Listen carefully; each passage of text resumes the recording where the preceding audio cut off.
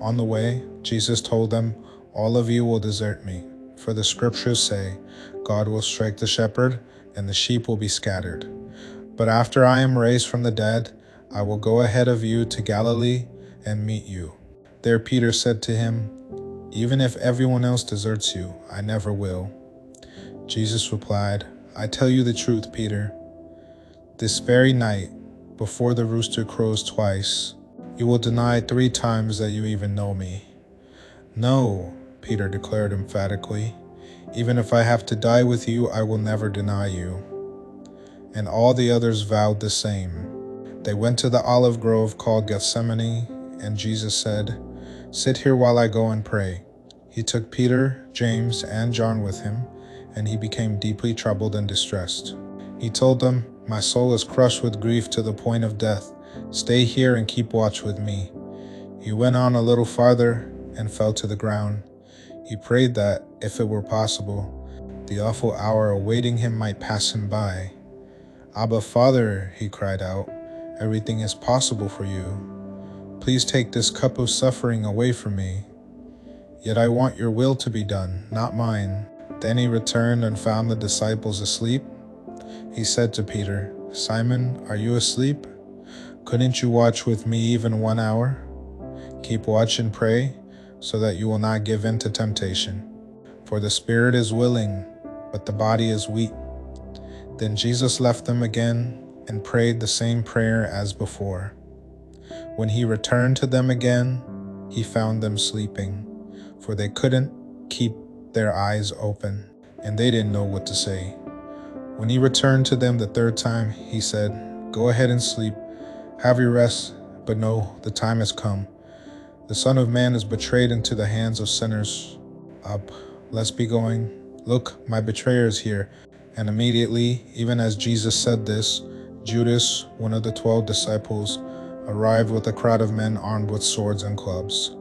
They had been sent by the leading priests, the teachers of religious law, and the elders. The traitor Judas had given them a prearranged signal. "You will know which one to arrest when I greet him with a kiss. Then you can take him away under guard." As soon as they arrived, Judas walked up to Jesus. "Rabbi," he exclaimed, and gave him the kiss. Then the others grabbed Jesus and arrested him. But one of the men with Jesus pulled out his sword and struck the priest's slave, slashing off his ear.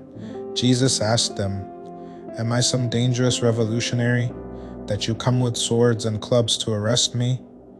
Why didn't you arrest me in the temple? I was there among you teaching every day. But these things are happening to fulfill what the scriptures say about me."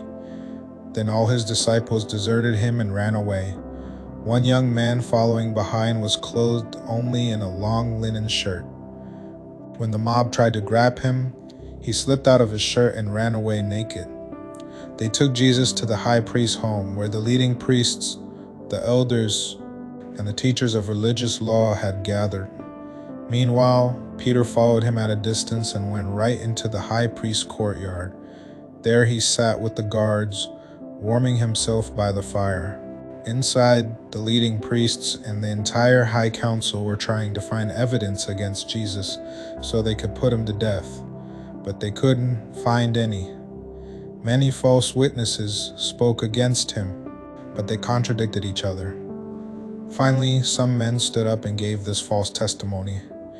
"We heard him say, 'I will destroy this temple made with human hands, and in 3 days I will build another made without human hands.'" But even then, they didn't get their story straight. Then the high priest stood up before the others and asked Jesus, "Well, aren't you going to answer these charges? What do you have to say for yourself?" But Jesus was silent and made no reply. Then the high priest asked him, "Are you the Messiah, the Son of the Blessed One?"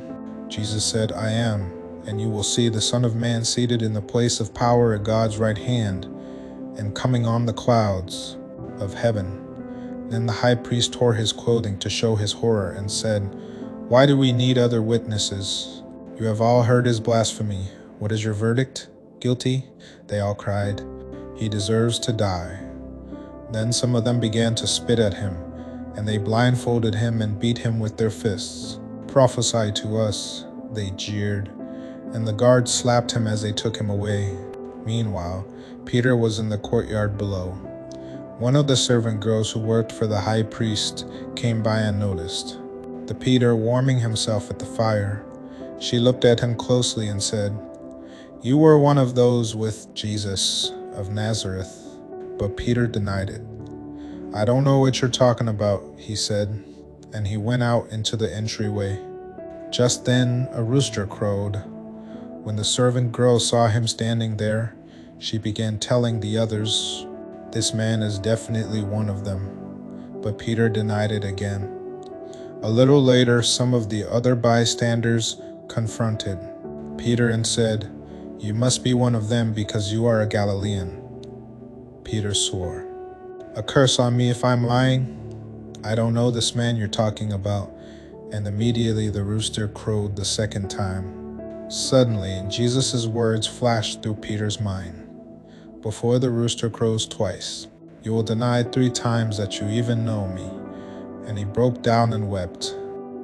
Very early in the morning, the leading priests, the elders, and the teachers of religious law, the entire high council, met to discuss their next step. They bound Jesus, led him away, and took him to Pilate, the Roman governor. Pilate asked Jesus, "Are you the king of the Jews?" Jesus replied, "You have said it."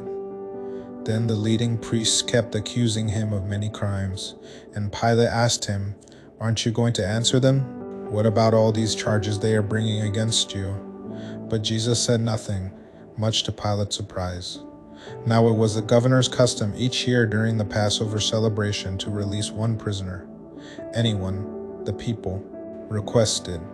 One of the prisoners at that time was Barabbas, a revolutionary who had committed murder in an uprising. The crowd went to Pilate and asked him to release a prisoner, as usual. "Would you like me to release to you this king of the Jews?" Pilate asked, for he realized by now that the leading priests had arrested Jesus out of envy. But at this point, the leading priests stirred up the crowd to demand the release of Barabbas instead of Jesus. Pilate asked them, "Then what should I do with this man you call the king of the Jews?" They shouted back, "Crucify him." "Why?" Pilate demanded. "What crime has he committed?" But the mob roared even louder, "Crucify him."